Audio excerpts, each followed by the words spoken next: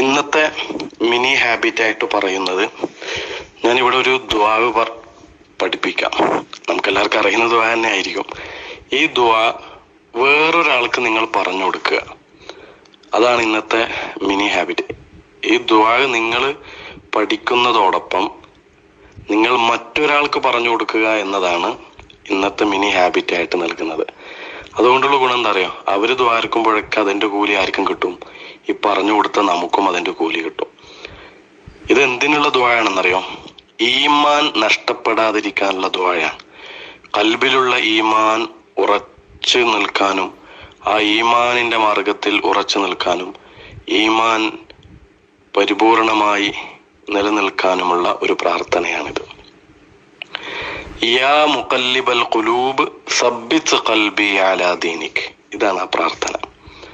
ഇത് ഇന്ന സമയത്ത് ദ്വാരക്കണം എന്നൊന്നുമില്ല, ഇത്ര വട്ടം ദ്വാ ചെയ്യണമെന്നൊന്നുമില്ല.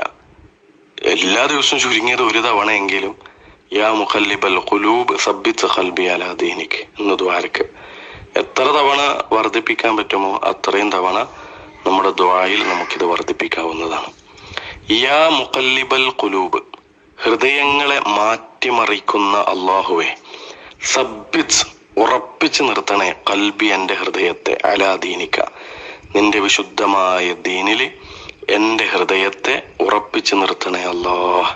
ഇത്ര മനോഹരമായ പ്രാർത്ഥനയാണെന്നറിയാം. ഹൃദയങ്ങളെ ചാഞ്ചാട്ടുന്നവനെ, എന്റെ ഹൃദയത്തെ നിന്റെ ദീനിൽ ഉറപ്പിച്ചു നിർത്തണമേ അല്ലാഹ് എന്നതാണ് ഈ ദുആഇന്റെ അർത്ഥം. അപ്പൊ നിങ്ങൾ മറ്റൊരാൾക്ക് പറഞ്ഞു കൊടുക്കുമ്പോൾ അവരോട് പറയേണ്ടത് ഇങ്ങനെയാണ്: ഈമാൻ നഷ്ടപ്പെടാതിരിക്കാനുള്ള ഒരു പ്രാർത്ഥന പറഞ്ഞു തരാം.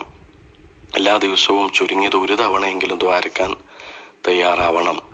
ആ പ്രാർത്ഥന യാ മുഖല്ലിബൽ ഖുലൂബ് സബ്ബിത് ഖൽബി അലാ ദീനിക് എന്നാണ്.